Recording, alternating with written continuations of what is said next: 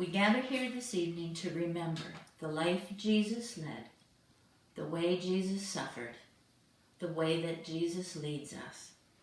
We gather here this evening and we remember. This is Maundy Thursday. Maundy coming from the Latin word mandatum, or commandment. This is the day we remember that Jesus gave us a new commandment, to love each other. Jesus showed that love when he washed his disciples' feet. By washing their feet, Jesus was showing them that they were so beloved, he would gladly kneel before them and serve them. We are living in a time when washing hands can be a life-saving act of love. We are told that frequent hand washing is one of the most important ways that we can stop the spread of the coronavirus. And on Maundy Thursday, we remember that Jesus tells us to love each other. When we wash our hands, let's remember Jesus' commandment to love.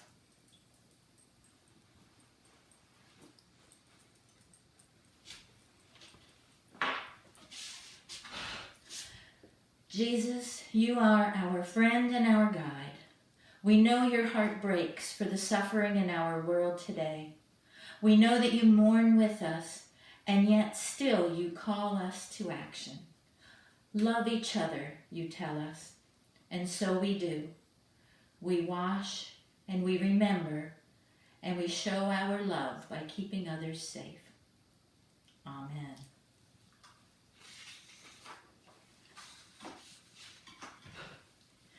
When it was evening, Jesus sat down at the table with the 12. While they were eating, he said, I tell you the truth, one of you will betray me. Greatly distressed, each one asked in turn, Am I the one, Lord? He replied, One of you who has just eaten from this bowl with me will betray me. For the Son of Man must die, as the Scriptures declared long ago. But how terrible it will be for the one who betrays him. It would be better by far for that man if he had never been born. Judas, the one who would betray him, also asked, Rabbi, am I the one? And Jesus told him, You have said it.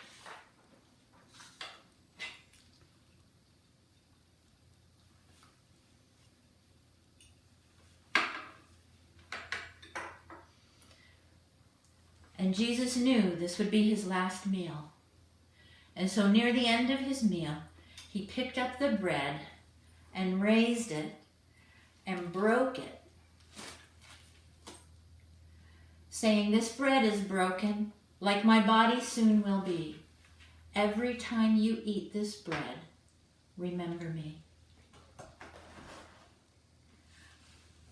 And then he picked up the cup, and he raised it, and he said, This cup is the new covenant in my blood, poured out for you.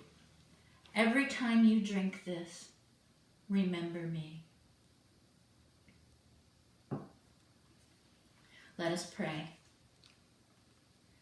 Let us bless the bread that gives itself to us with its terrible weight, its infinite grace. Let us bless the cup poured out for us with a love that makes us anew. Let us gather around these gifts, simply given and deeply blessed. And then let us go, bearing the bread, carrying the cup, laying the table within a hungering world. Amen. Wherever we are, God is there with us. Christ is in the bread. Christ is in the cup. We are truly God's beloved children, and this meal is for all. So we eat, we drink, and we remember. Amen. The bread of life. The bread of life.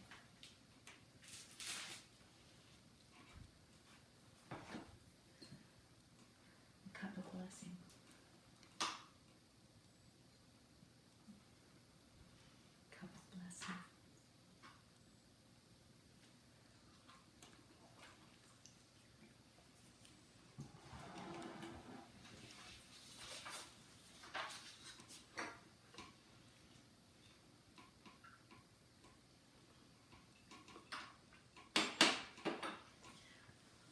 way, Jesus told them, "Tonight all of you will desert me. For the scriptures say, God will strike the shepherd, and the sheep of the flock will be scattered. But after I have been raised from the dead, I will go ahead of you to Galilee and meet you there." Peter declared, "Even if everyone else deserts you, I will never desert you." Jesus replied, "I tell you the truth, Peter. This very night, before the rooster crows, you will deny 3 times that you even know me." "No," Peter insisted. "Even if I have to die with you, I will never deny you." And all the other disciples vowed the same.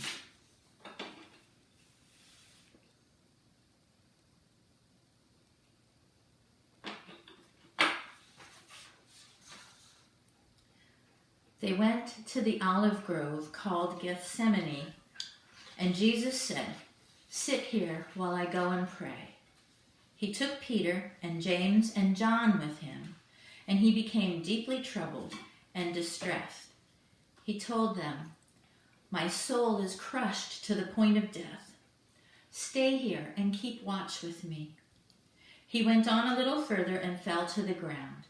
He prayed that, if it were possible, the awful hour awaiting him might pass him by. "Abba, Father," he cried out, "everything is possible for you. Please take this cup of suffering away from me.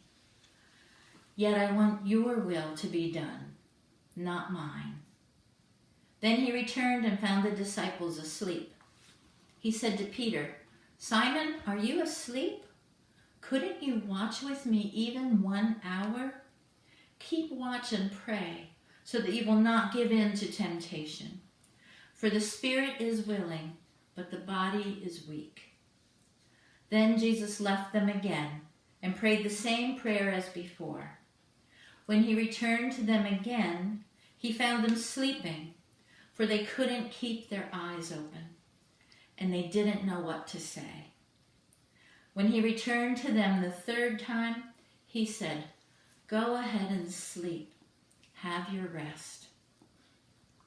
But no, the time has come. The Son of Man is betrayed into the hands of sinners. Up, let's be going. Look, my betrayer is here.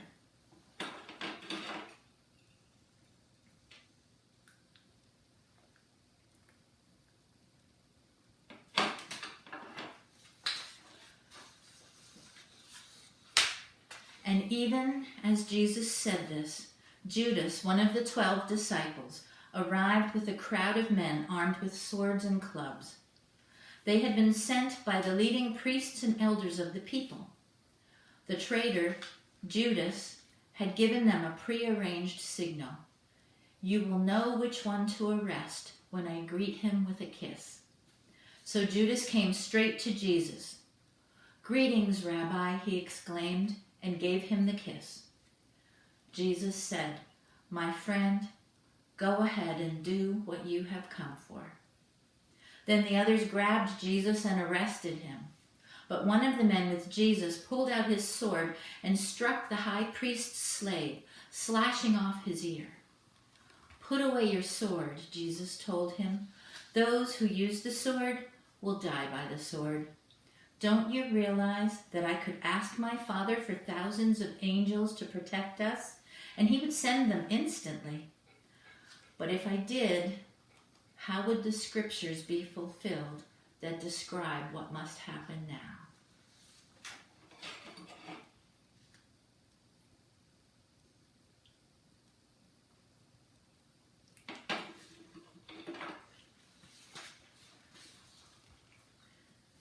So they arrested him and led him to the high priest's home, and Peter followed at a distance. The guards lit a fire in the middle of the courtyard and sat around it, and Peter joined them there. A servant girl noticed him in the firelight and began staring at him. Finally, she said, "This man was one of Jesus' followers." But Peter denied it. "Woman," he said, "I don't even know him." After a while, someone else looked at him and said, "You must be one of them." "No, man, I'm not," Peter retorted. About an hour later, someone else insisted, "This man must be one of them because he's a Galilean too." But Peter said, "Man, I don't know what you're talking about." And immediately, while he was still speaking, the rooster crowed. At that moment, the Lord turned and looked at Peter. Suddenly, the Lord's words flashed through Peter's mind. "Before the rooster crows tomorrow morning, you will deny 3 times that you even know me." And Peter left the courtyard, weeping bitterly.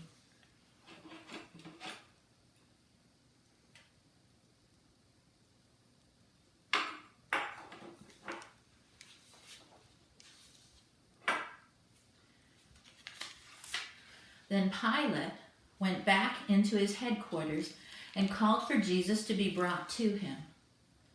"Are you king of the Jews?" he asked him. Jesus replied, "Is this your own question, or did others tell you about me?" "Am I a Jew?" Pilate retorted. "Your own people and their leading priests brought you to me for trial. Why? What have you done?" Jesus answered, "My kingdom is not an earthly kingdom. If it were, my followers would fight to keep me from being handed over to the Jewish leaders. But my kingdom is not of this world." And Pilate said, "So you are a king?" Jesus responded, "You say I am a king. Actually, I was born and came into the world to testify to the truth. All who love the truth recognize that what I say is true."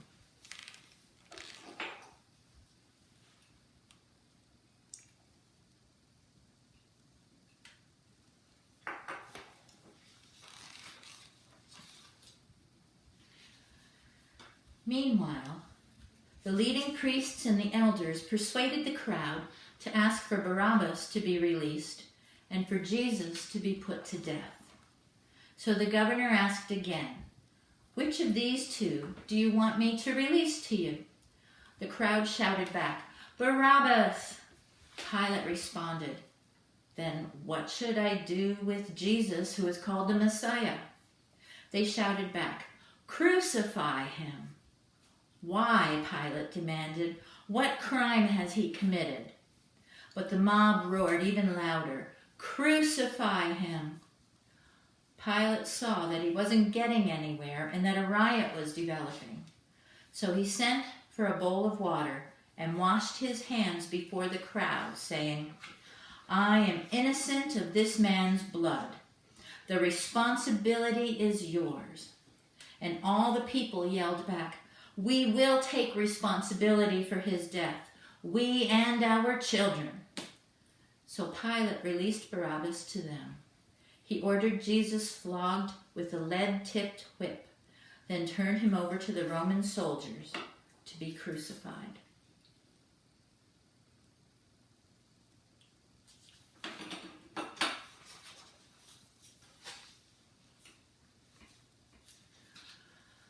The soldiers took Jesus into the courtyard of the governor's headquarters and called out the entire regiment.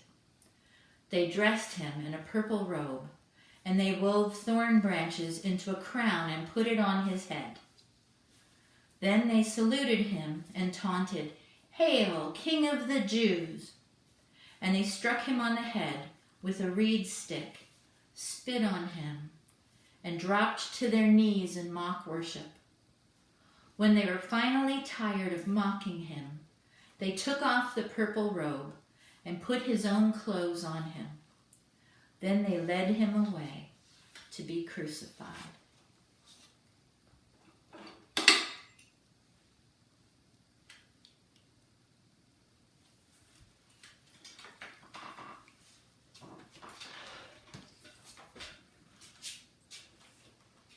My God,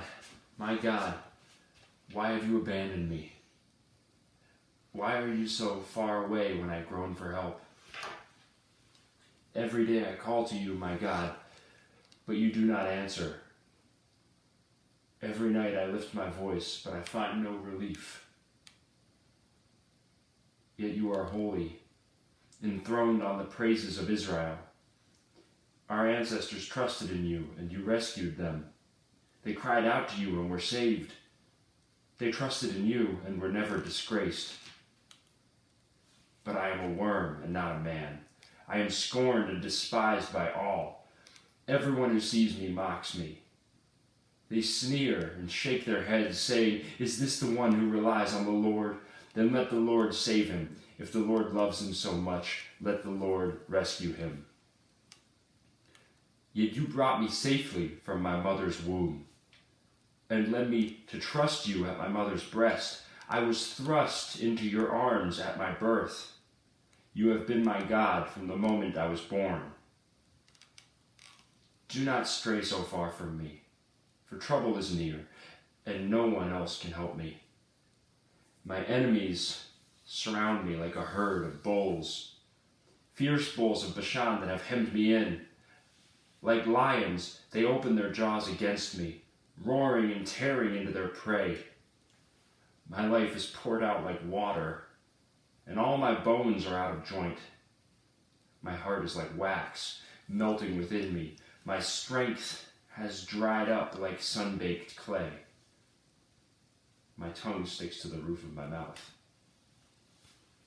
You have laid me in the dust and left me for dead. My enemies surround me like a pack of dogs. An evil gang closes in on me. They have pierced my hands and feet. I can count all my bones. My enemies stare at me and gloat. They divide my garments among themselves and throw dice for my clothing. O Lord, do not stray so far away. You are my strength. Come quickly to my aid. Save me from the sword. Spare my precious life from these dogs. Snatch me from the lion's jaws and from the horns of these wild oxen.